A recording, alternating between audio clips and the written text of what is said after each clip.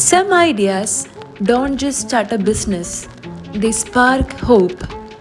They show what's possible when someone chooses to believe in a dream even before the world does. Fuselage Innovations began with one such spark, a belief that technology can support the hands that feed us, that farmers deserve smarter tools, fairer chances, and better results. With drones, intelligent systems, and a mission rooted in impact, Fuselage is helping agriculture take a confident step into the future. And behind this vision is Mr. Devan Chandrasekharan, a founder who refused to stop when things got tough, who learned from every challenge, and who kept going because he knew farmers deserved better. This is the story of Fuselage Innovations, a story still growing, still reaching new heights, and still rooted in the belief that technology can change lives. Let me welcome Mr. Devan Chandrasekharan to GHC Growth Talks.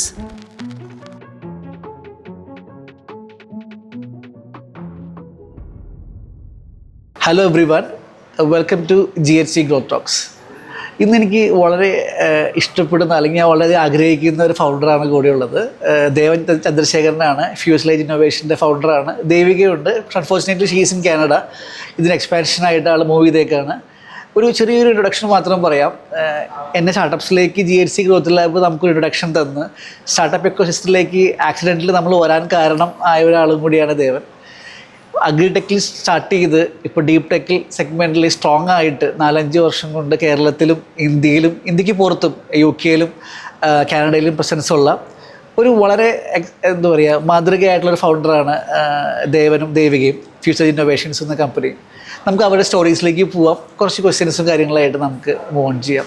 Welcome Devan to GHC growth talks. Thank you Manu. ശരിക്കും ദേവ, നമ്മൾ എൻ്റെ common ഫ്രണ്ടിലൂടെയാണ് നമ്മൾ പരിചയപ്പെടുന്നത്. അന്ന് നിങ്ങളൊരു MVP സ്റ്റേജിൽ നിൽക്കുന്ന ഒരു സമയമാണ്. അന്ന് എനിക്ക് പറഞ്ഞത് ഓർമ്മയുണ്ട്, നമുക്ക് എന്തെങ്കിലും ഗ്രാൻഡ് കിട്ടും, കാരണം നമുക്ക് ഇനി വളരെ ക്യാപിറ്റൽ സെൻട്രിക് ആയിട്ടുള്ളൊരു ബിസിനസ് മോഡലാണ്, നമുക്ക് റവന്യൂ വരാനും സമയമെടുക്കും.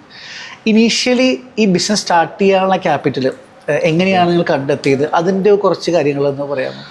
ഇനിഷ്യലി ശരിയാണ്, നമ്മളുടെ ബിസിനസ് ഒരു ക്യാപിറ്റൽ ഇൻറ്റൻസീവ് ആയിട്ടുള്ള ഒരു ബിസിനസ് ആയതുകൊണ്ട് തന്നെ നമ്മൾ ഇൻവെസ്റ്റേഴ്സിൻ്റെ ഇടയിൽ അപ്രോച്ച് ചെയ്തു. അന്ന് കോവിഡിൻ്റെ ഒരു ടൈമാണ്. കോവിഡിൻ്റെ ഫസ്റ്റ് ബ്രേക്ക് കഴിഞ്ഞിട്ട് ഒരു ഗ്യാപ്പ് നിൽക്കുമ്പോഴാണ് നമ്മൾ കമ്പനി സ്റ്റാർട്ട് ചെയ്യുന്നത്. ബട്ട് അന്ന് ഇൻവെസ്റ്റേഴ്സ് ആരും ഇൻട്രസ്റ്റഡ് അല്ലായിരുന്നു, ബിക്കോസ് ഹാർഡ്വെയർ ഒരു ഇന്ത്യയിലൊരു ഫീസിബിൾ ആയിട്ടുള്ള ഒരു ടൈം അല്ലായിരുന്നു. അപ്പോൾ അതുമല്ല, ആ ഒരു ഡൊമൈനിലൊരു വർക്ക് ചെയ്ത എക്സ്പീരിയൻസ് ഇല്ല. ഞാൻ BTech ജസ്റ്റ് പാസ്സായി പുറത്തിറങ്ങുന്നതേ ഉള്ളൂ. സ്വാഭാവികമായിട്ടും നമുക്ക് പിന്നെ ഫണ്ട് ചോദിക്കാൻ ഓപ്ഷൻ ഉള്ളത് ഫ്രണ്ട്സ് ആൻഡ് ഫാമിലി എന്നാണ്. ചേച്ചിയുടെ കുറച്ച് ഫ്രണ്ട്സ് അവർ കടമായിട്ട് കുറച്ച് ഫണ്ട് തന്നു. അതുപോലെ അമ്മയുടെ കുറച്ച് നീക്കിയിരിപ്പുകളൊക്കെ ഇൻവെസ്റ്റ് ചെയ്തു. അത് വെച്ചിട്ടാണ് ആദ്യത്തെ റിസർച്ചുകളും കാര്യങ്ങളും മുന്നോട്ട് വരുന്നത്. പിന്നെ നമ്മൾ ലോണിലൂടെയാണ് ആദ്യത്തെ ഫണ്ടിങ് നമ്മളിലേക്ക് വരുന്നത്. അപ്പം ലോണിനും അതൊരു കഥയാണ്, അത് ഇപ്പോൾ പറയാൻ പറ്റുമെന്ന് അറിയില്ല, അതിനുള്ള സമയമുണ്ടോയെന്ന് അറിയില്ല. പക്ഷെ എന്നാൽ ആ ലോണിലൂടെ നമുക്കൊരു 10 ലക്ഷം രൂപ നമുക്ക് ആദ്യത്തെ ലോൺ കിട്ടുന്നതാണ്. അത് അഗ്രി ഇൻഫ്ര ഫണ്ട് എന്ന് പറഞ്ഞൊരു സ്കീമിലൂടെ നമുക്ക് 6% ഇൻട്രസ്റ്റേ ഉള്ളൂ. അപ്പം നമ്മൾ ആ സ്കീമിലൂടെ നമ്മൾ പ്രൊഡക്റ്റ് എന്ന് പറയാൻ പറ്റില്ല, പ്രോട്ടോടൈപ്പ് നമ്മൾ ഡെവലപ്പ് ചെയ്തു. ആ പ്രോട്ടോടൈപ്പ് നമ്മൾ കേരളത്തിലുടനീളം ആദ്യം നമ്മൾ ഫ്രീ ആയിട്ട് സർവീസ് കൊടുത്തു. വിറ്റില്ല, നമ്മൾ പ്രൊഡക്റ്റ് ടെസ്റ്റിങ്ങും കൂടെയാണ് അപ്പോൾ സംഭവിക്കുന്നത്. അപ്പോൾ ആളുകളിലേക്ക് നമ്മൾ ഫ്രീ ആയിട്ട് ഇൻട്രൊഡ്യൂസ് ചെയ്തു. പിന്നെ പതിയെ ചാർജ് ചെയ്ത് തുടങ്ങി. അപ്പോൾ ആദ്യത്തെ വർഷം നമ്മൾ ആ 10 ലക്ഷം രൂപ 35 ലക്ഷം രൂപ ടേൺ ഓവറിലേക്ക് കൊണ്ടുവന്നു. ഓക്കെ, അപ്പോൾ അങ്ങനെ ഒരു ടേൺ ഓവറിലേക്ക് വന്നതിന് ശേഷം മിനിസ്ട്രി ഓഫ് അഗ്രികൾച്ചർ അത് ട്വീറ്റ് ചെയ്തു. ഇത്രയും എന്താ പറയാ റവന്യൂ ഉണ്ടായി ആ ഒരു 10 ലക്ഷത്തിൽ നിന്ന്. അതിനുശേഷം ഒരുപാട് എൻക്വയറീസ് വന്നു. അതുപോലെ തന്നെ ബാങ്കിന് ഒരു കോൺഫിഡൻസ് വന്നു. ഓക്കെ, ബാങ്കിനെ സംബന്ധിച്ച് ബാങ്ക് വൈറലായി. അതായത് നാഷണലി ബാങ്കിനെ കുറിച്ച് ഡിസ്കസ് ചെയ്യുന്ന ഒരു സിനാരിയോ വന്നു. അപ്പോൾ ബാങ്ക് കൂടുതൽ ആഡ് ഓൺ ഫണ്ടുകൾ തന്നു. പിന്നെ ബാങ്ക് ഒരു 50 lakhs തന്നു, പിന്നെ ഒരു 1 crore തന്നു. അങ്ങനെയാണ് നമ്മളുടെ ആ ഒരു ഫണ്ടിങ് എക്സ്പാൻഷൻ നടന്നത്. പിന്നെ നമുക്ക് ഗ്രാൻഡുകൾ അതിനകത്ത് ആഡ് ഓൺ ചെയ്തു. കാരണം ഒരുപാട് വാല്യൂ അഡീഷൻസ് നമ്മൾ കൊണ്ടുവന്നു പ്രൊഡക്റ്റിൽ തന്നെ. അതായത് കർഷകർക്ക് കൂടുതൽ ഈൽഡ് കിട്ടുന്നു, കൺസെപ്ഷണൽ റിഡക്ഷൻ ഉണ്ട്, പ്രോഫിറ്റബിൾ ഫാമേഴ്സിനെ നമ്മൾ ക്രിയേറ്റ് ചെയ്തു, ഒരുപാട് ചാമ്പ്യൻ ഫാമേഴ്സിനെ നമ്മൾ ക്രിയേറ്റ് ചെയ്തു. അങ്ങനെ എക്കോസിസ്റ്റത്തിൽ ഒരു മോഡല് നമ്മൾ ഡ്രോൺ കൊണ്ടുവന്നതിലൂടെ ആളുകൾക്കും കോൺഫിഡൻസ് വന്നു ഈ ഒരു പ്രൊഡക്റ്റ് യൂസ് ചെയ്യാൻ വേണ്ടിയിട്ട്. ഓക്കെ, ഇനി ശരിക്കും ആദ്യം ചോദിക്കേണ്ട ക്വസ്റ്റ്യൻ ആയിരുന്നു, ശരിക്കും ബിടെക് കഴിഞ്ഞ് നേരെ ഇതിലേക്ക് വരാണ് ഉണ്ടായത്. ശരിക്കും മുമ്പ് പറഞ്ഞ ഒരു ആൻസർ ആയിരിക്കാം. ശരിക്കും ഇതിലേക്ക് ഇൻസ്പയർ ആയിട്ടുള്ള ഒരു സ്റ്റോറി സമ്മറൈസ് ചെയ്ത് പറയുകയാണെങ്കിൽ ഒന്ന് എനിക്കറിയണം. രണ്ട്, നമ്മുടെ പ്രൊഡക്റ്റിന്റെ ഒരു USP, മൾട്ടിപ്പിൾ ഡ്രോൺസ് പല സ്ഥലത്തും ഉണ്ട് അല്ലെ, നമ്മുടെ ഡ്രോൺ എന്താണ് ശരിക്കും ഡിഫറൻഷിയേറ്റ് ചെയ്ത് നിൽക്കുന്നത്? ഞാനൊരു എയറോനോട്ടിക്കൽ എഞ്ചിനീയറിംഗ് ബാക്ക്ഗ്രൗണ്ട് ആണ്. പഠിക്കാൻ അത്ര വലിയ മെച്ചമൊന്നും അല്ലായിരുന്നു. ഞാൻ ഒരുപാട് സപ്ലികളിലൂടെയാണ് കടന്നു വന്നിട്ടുള്ളത്. അപ്പം അതുകൊണ്ട് തന്നെ എനിക്ക് ജോലി കിട്ടുക എന്ന് പറയുന്നത് ഡിഫിക്കൽട്ടാണ്. എസ്പെഷ്യലി എയറോനോട്ടിക്കൽ ഇൻഡസ്ട്രിയിൽ ഒരു നല്ലൊരു പോർട്ട്ഫോളിയോ ഉണ്ടെങ്കിൽ മാത്രമേ നമുക്കൊരു എൻട്രി കിട്ടുള്ളൂ. അതുകൊണ്ട് തന്നെ ഞാൻ ബിടെക് പ്രൊജക്റ്റിൽ ഞാൻ കോൺസെൻട്രേറ്റ് ചെയ്തു. കാരണം സബ്ജക്റ്റുമായിട്ട് എന്തെങ്കിലും കുറച്ച് റെലവൻ്റ് ആയിട്ടുള്ള ഒരു പരിപാടി പിടിക്കണം എന്നുള്ളൊരു മൈൻഡ് സെറ്റ് ആയിരുന്നു. ബിടെക് പ്രൊജക്റ്റ് ചെയ്തത് ഒരു അണ്ടർ വാട്ടർ ഡ്രോൺ ആണ് മേക്ക് ചെയ്തത്. അതിൻ്റെ ആ ഒരു പ്രൊഡക്റ്റിൻ്റെ ഓപ്പർച്യൂണിറ്റി ഞാൻ നോക്കി. പക്ഷെ എന്നാൽ ഈവൻ സ്റ്റാർട്ടപ്പ് മിഷൻ എക്കോസിസ്റ്റത്തിലാണെങ്കിലും ഡിസ്കസ് ചെയ്തു. പക്ഷെ അന്നൊരു എൻട്രി കിട്ടിയില്ല. പിന്നെ ഞാൻ വർക്കൗട്ട് ചെയ്തത് ഈ പറയുന്ന കോളേജുകളിലൊക്കെ കുറച്ച് ട്രെയിനിങ്സ് കാര്യങ്ങളൊക്കെ കണ്ടക്ട് ചെയ്ത് ഞാൻ ഒരു ചെറിയ റവന്യൂ ഒക്കെ ക്രിയേറ്റ് ചെയ്യാൻ തുടങ്ങി. പിന്നെ ഈ പ്രൊജക്റ്റിലേക്ക് വരുന്നത് ഓഫ് കോഴ്സ് ഞാനൊരു ഫാമിംഗ് ബാക്ക്ഗ്രൗണ്ട്, കൃഷിയാണ് നമ്മളുടെ ഫാമിലിയുടെ ഉപജീവന മാർഗം. കൃഷിയും അതുപോലെ തന്നെ പോൾട്രി ഉണ്ട്, ഒരുപാട് പശുക്കളും ഒക്കെ ഉണ്ട്.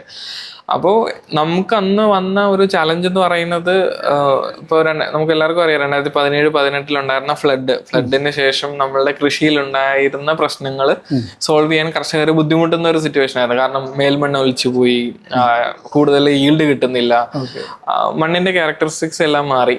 അപ്പൊ ഇങ്ങനെ ഒരു ഇത് നമ്മളുടെ കുടുംബത്തിലും പ്രശ്നമുണ്ട്. നമ്മളൊരു 5 ഏക്കറെ കൃഷി ചെയ്യുന്നുള്ളൂ, നെല്ല് കൃഷി ചെയ്യുന്നു. ഞങ്ങൾക്ക് അവിടെ പൊക്കാളി കൃഷിയാണ്. ഓക്കെ, അപ്പോൾ അവിടെ എല്ലാ ഫാമേഴ്സും കൃഷി നിർത്തി അങ്ങനെ ഒരു പ്രാക്ടീസസിലേക്ക് വന്നപ്പോൾ നമ്മൾ ചിന്തിച്ചത് സിമ്പിൾ ആയിട്ടുള്ള ഒരു കാര്യമാണ്, മണ്ണെറിഞ്ഞ് കൃഷി ചെയ്യുക എന്നുള്ളതാണ് ട്രഡീഷണൽ ആയിട്ട് കർഷകർ ഫോളോ ചെയ്യുന്നത്. എന്നാൽ വളർച്ച അറിഞ്ഞ് ഇലയുടെ ക്യാരക്ടറിസ്റ്റിക്സിൽ എന്തെങ്കിലും മാറ്റം ഉണ്ടോ, നമുക്കിപ്പോൾ വളർച്ചയുടെ ഓരോ കാലഘട്ടമുണ്ട്, ഏർലി സ്റ്റേജ്, മെച്ചുറേഷൻ സ്റ്റേജ്, അതുപോലെ ഓരോ ചെടികൾക്കും ഉണ്ട്. അപ്പൊ ആ ചെടികളുടെ ഓരോ വളർച്ചയ്ക്ക് അനുസരിച്ചിട്ട് നമ്മൾ ഓരോ ഇൻപുട്ട് കൊടുക്കുവാണെങ്കിൽ എന്തെങ്കിലും ഒരു ഇഷ്യൂ വരുന്നുണ്ട് എന്നുള്ളത് നമുക്ക് നേരത്തെ മനസ്സിലാക്കാൻ പറ്റുമെന്നുണ്ടെങ്കിൽ അത് ഐഡന്റിഫൈ ചെയ്ത് അതിന് പ്രിസ്ക്രിപ്ഷൻസ് കൊടുക്കുക. അതൊരു 2 ഡ്രോൺസ് തമ്മിലുള്ള ഒരു ഇന്റഗ്രേറ്റഡ് അപ്രോച്ചാണ് നമ്മൾ സജസ്റ്റ് ചെയ്തത്. അപ്പൊ അതിനൊരു പേറ്റന്റബിൾ ഫാക്ടർ ഉണ്ടായിരുന്നു. അങ്ങനെ നമ്മൾ ഒരുപാട് വാലിഡേഷൻസും ഒരുപാട് ഓർഗനൈസേഷൻസിന്റെ കൂടെ നമ്മൾ അതിന് ഒരു ഇമ്പാക്ട് ക്രിയേറ്റ് ചെയ്യുന്നുണ്ട്. ഒരുപാട് ആൾക്കാർക്ക് ഒരു ഡിഫറൻസ് നമ്മളിലൂടെ സംഭവിക്കുന്നുണ്ടെന്ന് മനസ്സിലായപ്പോഴാണ് ഈ ഒരു പ്രൊജക്ട് ഒരു സ്റ്റാർട്ടപ്പ് എന്നുള്ള രീതിയിലേക്ക് വന്നത്. പിന്നെ നമ്മൾ പറഞ്ഞ പോലെ പ്രൊഡക്റ്റിലേക്ക് വന്നു. ആദ്യം നമ്മൾ സർവീസ് മോഡലായിട്ടായിരുന്നു ഈ പ്രൊഡക്റ്റുമായിട്ട് മാർക്കറ്റിൽ ഇറങ്ങിയത്. പിന്നെ മനസ്സിലായി ഒരുപാട് ആൾക്കാർക്ക് ഈ പ്രൊഡക്റ്റ് റിക്വയർമെന്റ് ഉണ്ട്, ഈവൻ ഗവൺമെന്റിന് പോലും പല സ്കീമുകളിലൂടെ സപ്പോർട്ട് ചെയ്യാൻ പറ്റും എന്ന് നമ്മൾ മനസ്സിലാക്കി. നമ്മൾ പിന്നെയാണ് പ്രൊഡക്റ്റിലേക്ക് വരുന്നത്. പ്രൊഡക്റ്റ് മാനുഫാക്ചർ ചെയ്തതിന് ശേഷമാണ്, അതായത് ഒരു ഫിനിഷ്ഡ് പ്രൊഡക്റ്റിലേക്ക് വന്നതിന് ശേഷമാണ് ഇത് എക്സിസ്റ്റിങ്ങിലുള്ള, അതായത് ഒരുപാട് ഡ്രോൺസ് ലാസ്റ്റ് 10 years ആയിട്ടുണ്ട്. അവരുടെ പ്രൊഡക്റ്റുമായിട്ട് കോമ്പീറ്റ് ചെയ്യുന്നത് ഇതിന്റെ ഒരു ഫ്ലൈറ്റ് ടൈം, അതായത് 25 മിനിറ്റ് ഫ്ലൈറ്റ് ടൈം ആണ്. അത് ഇന്ത്യയിലെ ആദ്യത്തെ ഡ്രോൺ ആണ്. സ്മോൾ കാറ്റഗറിയിൽ ഏറ്റവും കൂടുതൽ ഫ്ലൈറ്റ് ടൈം കിട്ടുന്ന പ്രൊഡക്റ്റ് ആണിത്.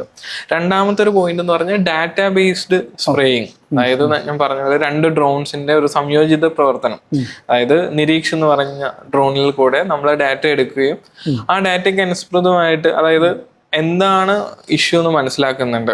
ന്യൂട്രിയൻ ഡെഫിഷ്യൻസി ആണോ, പെസ്റ്റ് ആണോ, ഡിസീസ് ആണോ, അപ്പൊ ഇതിനനുസരിച്ച് സ്പ്രേയിങ് ചെയ്യാൻ പറ്റും. ആ സ്പ്രേയിങ് ചെയ്യുന്നത് ഒരു ബ്ലാങ്കറ്റ് ആയിട്ട് ചെയ്യണ്ട. അതായത് ഒരു 100 ഏക്കറിൽ ഒരു 20 ഏക്കറിലാണ് ഇഷ്യൂ ഉള്ളെങ്കിൽ, ന്യൂട്രിയൻസിന്റെ കുറവ് ഉണ്ടെന്നുണ്ടെങ്കിൽ ആ ഏരിയയിൽ മാത്രം സ്പ്രേ ചെയ്താൽ മതി. അതിന്റെ സറൗണ്ടിങ് ഏരിയയിലും കൂടെ ഒരു കൺട്രോൾഡ് ആപ്ലിക്കേഷൻ നമ്മൾ സജസ്റ്റ് ചെയ്യും. അപ്പോൾ അങ്ങനെയുള്ള ഒരു ഇന്റഗ്രേറ്റഡ് അപ്രോച്ച് നമുക്ക് സക്സസ് ആയിട്ട് ഇംപ്ലിമെന്റ് ചെയ്യാൻ പറ്റിയിട്ടുണ്ട്. അപ്പൊ ആ ഒരു മോഡലാണ് ശരിക്കും പറഞ്ഞാൽ ഇവർക്ക് കൂടുതൽ ഈൽഡ് കിട്ടാനും അതുപോലെ തന്നെ പ്രോഫിറ്റബിളിലേക്ക് കൊണ്ടുവരുന്നത്. അപ്പൊ അവിടെയാണ് നമ്മൾ യുണീക്കായിട്ട് മാർക്കറ്റിൽ പൊസിഷൻ ചെയ്തേക്കുന്നത്. ഇനി ഏറ്റവും കൂടുതൽ ബിസിനസ്സിന് വേണ്ട ഒരാളാണ്, സ്റ്റാർട്ടപ്പിലാണെങ്കിൽ ഫൗണ്ടർ എന്ന് പറയുന്നത്. ഇപ്പോൾ ദേവന്റെ സിസ്റ്റർ തന്നെയാണ് കോ ഫൗണ്ടറായിട്ട് നിൽക്കുന്നത്. ശരിക്കും ഇത് ആക്സിഡന്റിൽ സംഭവിച്ചതാണോ, നിങ്ങൾ ജോയിന്റ് ആയിട്ട് സൊല്യൂഷൻ കണ്ടെത്തിയതാണോ, ശരിക്കും നിങ്ങളുടെ ഏത് സ്കിൽസാണ് അങ്ങോട്ടും ഇങ്ങോട്ടും കോംപ്ലിമെന്റ് ചെയ്യുന്നത്? ശരിക്കും കോ ഫൗണ്ടിങ് ജേർണിനെ പറ്റി ഒന്ന് പറയാം. ആ ജേർണി എന്ന് പറയുന്നൊരു ആക്സിഡന്റലായിട്ട് സംഭവിച്ചതാണ്. അതായത് ഞാൻ കമ്പനി സ്റ്റാർട്ട് ചെയ്യാൻ വേണ്ടിയിട്ട് ഡിസൈഡ് ചെയ്യുമ്പോൾ ഞാൻ ഒരുപാട് പേരോട് ഡിസ്കസ് ചെയ്തിരുന്നു ഒരു കോ ഫൗണ്ടിങ് ടീമിലേക്ക് വരാൻ. അപ്പോൾ അന്ന് എന്നെ ട്രസ്റ്റ് ചെയ്യാൻ ആരും, കാരണം എനിക്ക് അങ്ങനെ ഒരു, ഞാൻ നേരത്തെ പറഞ്ഞ പോലെ ഒരു നല്ലൊരു ഹിസ്റ്ററി ഇല്ല. അതായത് എല്ലാവർക്കും ഐഡിയാസ് ഉണ്ട്, എല്ലാവർക്കും ഉണ്ട്, അങ്ങനെ ചെയ്താലേ ബെറ്റർ ആയിരിക്കില്ലേ, ഇങ്ങനെ ചെയ്താൽ ബെറ്റർ ആയിരിക്കില്ലേ. പക്ഷെ എന്നാൽ അവർക്കൊരു ഒരു കോ ഫൗണ്ടറിന്റെ കൂടെ നിൽക്കുമ്പോൾ ഒരു റിസ്ക് എലമെന്റ്സും ഉണ്ട് ഒരുപാട്. അവരുടെ ടൈം, അവരുടെ എനർജി, ഇതെല്ലാം ഇതിനകത്ത് ഇൻവെസ്റ്റ് ചെയ്യുന്നുണ്ട്. ഞാൻ അങ്ങനെ ഒരുപാട് പേരോട് സംസാരിച്ചു, ആർക്കും ഒന്നും താല്പര്യമില്ല. ബിക്കോസ് ആ സമയത്ത് നമുക്കൊരു ക്ലിയർ കട്ട് കാര്യങ്ങൾ പറയാനുള്ള, ഡെലിവർ ചെയ്യാനുള്ളൊരു കപ്പാസിറ്റി എനിക്കും ഇല്ലായിരിക്കാം, അതുകൊണ്ടായിരിക്കാം. അങ്ങനെ നിൽക്കുന്ന സമയത്ത് ഞാൻ ഒന്ന് നോക്കുമ്പോൾ എൻ്റെ കുടുംബത്തിൽ തന്നെ ഒരാള് ഒരു കമ്പനിയുടെ ഡയറക്ടറാണ്. ചേച്ചി വർക്ക് ചെയ്യുന്നത് ഒരു സോളാർ ഫേമില്, കൊച്ചിയിലുള്ള ഒരു സോളാർ ഫേമില്. അവിടെ മാനേജിങ് ഡയറക്ടർ ആയിരുന്നു. അപ്പോൾ ഞാനപ്പോൾ നോക്കിയപ്പോൾ ആൾക്ക് ബിസിനസ് അറിയാം, എങ്ങനെയാണ് പരിപാടികൾ ഓപ്പറേഷനിലാക്കുക. അപ്പം ഞാൻ പ്യൂർലി ടെക്നിക്കലായിരുന്നു ആ സമയത്ത്. അപ്പോൾ ചേച്ചി ആള് ഒരു ഓപ്പറേഷണൽ കം ഡയറക്ടറാണ്. അപ്പോൾ എന്നാൽ ടെക്നിക്കലും ഈ ഓപ്പറേഷൻസും കൂടെ കൊളാബ് ചെയ്ത് കഴിഞ്ഞാൽ അതിൻ്റെ ഒരു ബൂട്ട് സ്ട്രാപ്പിംഗ് എങ്ങനെയാണെന്ന് മനസ്സിലാവും. അപ്പോൾ ചേച്ചിക്ക് ഒരുപാട് കണക്ട്സ് ഉണ്ടായിരുന്നു. ഇപ്പൊ നമ്മളുടെ മെന്റേഴ്സ് ആയിട്ടുള്ള പലരും ചേച്ചിയുടെ കുറച്ച് കണക്ട്സ് ഉണ്ട്. അപ്പോൾ അങ്ങനെയാണ് നമ്മൾ ഡിസൈഡ് ചെയ്യുന്നത്, എന്നാൽ നമുക്ക് ഒരുമിച്ച് തുടങ്ങാം, എന്നിട്ട് ബാക്കി എങ്ങനെയാന്ന് വെച്ച് നോക്കാം. കാരണം അങ്ങനെ തുടങ്ങിയിട്ട് പാളിപ്പോയി കഴിഞ്ഞാൽ വേറെ ആൾക്കും ബുദ്ധിമുട്ട് ഉണ്ടാക്കുന്നില്ലല്ലോ. അപ്പോൾ നമ്മൾ തുടങ്ങി. പിന്നെ തുടങ്ങുമ്പോൾ ഒരുപാട് കൺസേൺസ് നമുക്കല്ല, നമ്മളുടെ സറൗണ്ടിങ്സിൽ നിന്ന് നമുക്ക് വരുമായിരുന്നു. അതായത് ഒരു ഫാമിലി ബിസിനസ് ആവൂലേ, അങ്ങനെയുള്ളൊരു ഒരുപാട് ചോദ്യങ്ങൾ ഉണ്ടായിരുന്നു. ബട്ട് എന്നാൽ ഫാമിലി അല്ല, ഞങ്ങൾ കമ്പനി തുടങ്ങിയതിന് ശേഷം ആ ഒരു എലമെന്റ് നമ്മൾ ഒന്ന് മാറ്റി വെച്ചിട്ടാണ് നമ്മൾ പല കാര്യങ്ങളും മുന്നോട്ട് പോകുന്നത്. അതിനൊരു അജണ്ട നമുക്ക് തന്നെ ഉണ്ട്. ബിക്കോസ് റോൾസ് ആൻഡ് റെസ്പോൺസിബിലിറ്റീസ് നമ്മൾ ക്ലിയർ ആയിട്ട് ഡിഫൈൻ ചെയ്തിട്ടുണ്ട്. കാരണം ഈവൻ ഇപ്പോൾ ചേച്ചിയാണെങ്കിൽ കാനഡയിലാണ്, കാനഡയിലുള്ള എൻറ്റയർ ഓപ്പറേഷൻസ് ടേക്കപ്പ് ചെയ്യുന്നുണ്ട്. ഓക്കെ, അപ്പൊ ഇവിടെ ഇപ്പൊ ഞാൻ കുറെ കൂടെ ടെക്നിക്കൽ ബിസിനസ് ഓപ്പർച്യൂണിറ്റീസ് ആ സൈഡാണ് കുറെ കൂടെ കോൺസെൻട്രേറ്റ് ചെയ്യുന്നത്. അപ്പോൾ അങ്ങനെ ഒരു ഈവൻ രണ്ട് സ്ഥലത്താണെന്നുണ്ടെങ്കിലും നമ്മൾ ഒരു ബാലൻസ് ചെയ്യുന്നുണ്ട് അങ്ങോട്ടും ഇങ്ങോട്ടും.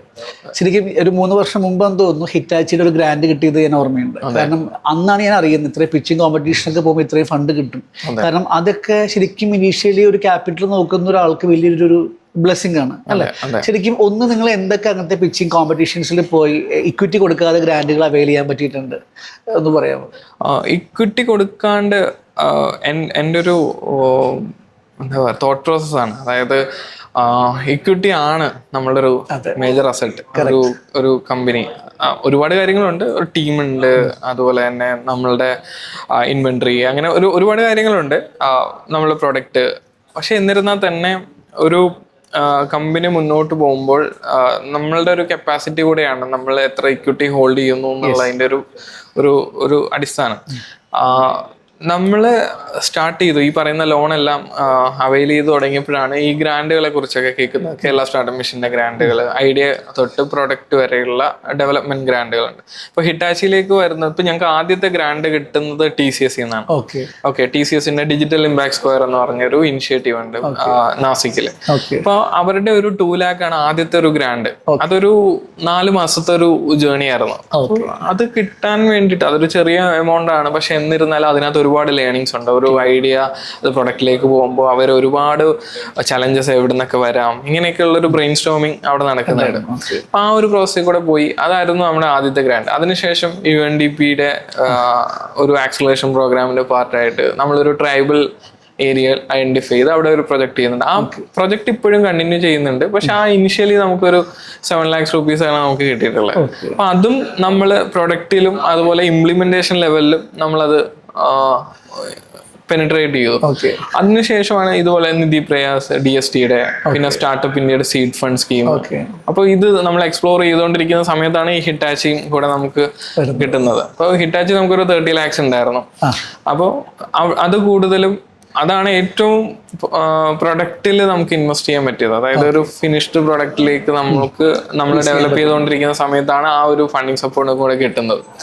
അതിനുശേഷം നമ്മൾ പ്രൊഡക്റ്റ് ഇറക്കി കഴിഞ്ഞപ്പോഴേക്കും മാർക്കറ്റിംഗ് സപ്പോർട്ടീവ് ആയിട്ടുള്ള ഗ്രാൻഡുകൾ, ഇപ്പോൾ കേരള സ്റ്റാർട്ടപ്പ് മിഷന്റെ ഗ്രാൻഡ്, മാർക്കറ്റിംഗ് ഗ്രാൻഡ്സ് ഒക്കെ നമുക്ക് അവൈലബിൾ ആയിട്ട് കിട്ടിയിട്ടുണ്ട്. പിന്നെ അതുപോലെ തന്നെ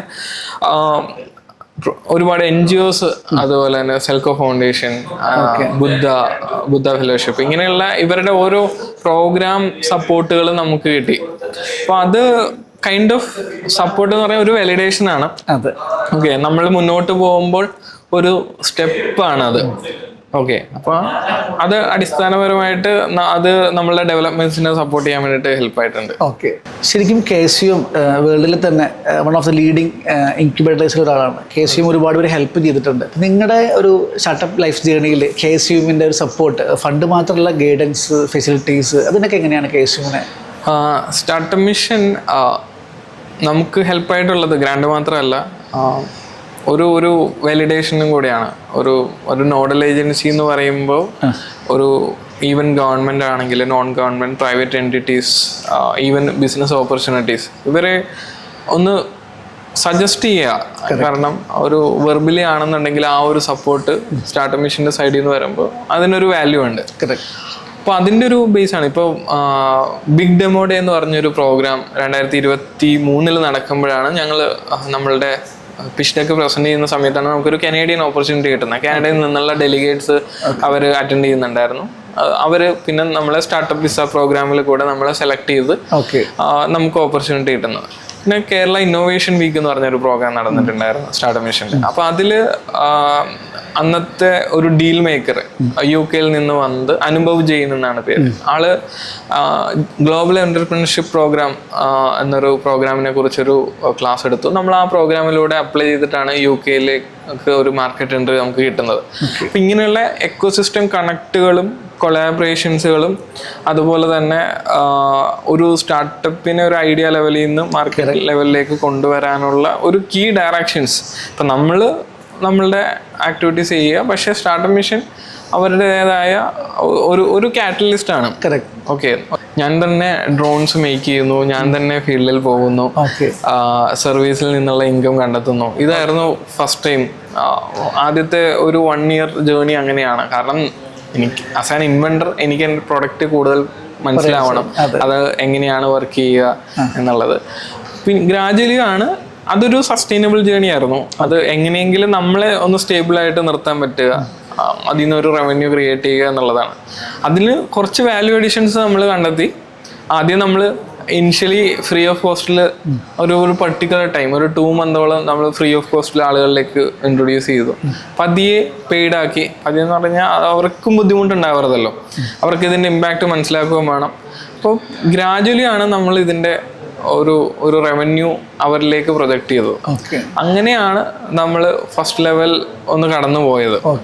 ഓക്കെ, സ്റ്റാർട്ടപ്പ് ഫൗണ്ടറുടെ ലൈഫിൽ ഇപ്പം എസ്പെഷ്യലി ജോലി കളഞ്ഞു നിൽക്കുന്ന ഒരാളൊക്കെ ഒരു പേഷ്യൻസ് ആൻഡ് അഡാപ്റ്റബിലിറ്റി, ഈ 2 വാക്ക് ഭയങ്കര ഇമ്പോർട്ടൻ്റ് ആണ്. കാരണം ഒരു പേഷ്യൻസ് ഒരു പോയിന്റിലേക്ക് വേണം. 2 പിവറ്റിംഗ് മാത്രമല്ല, വേറൊരു സിറ്റുവേഷനിലേക്ക് നമ്മൾ മാറേണ്ടതായിട്ട് വരും.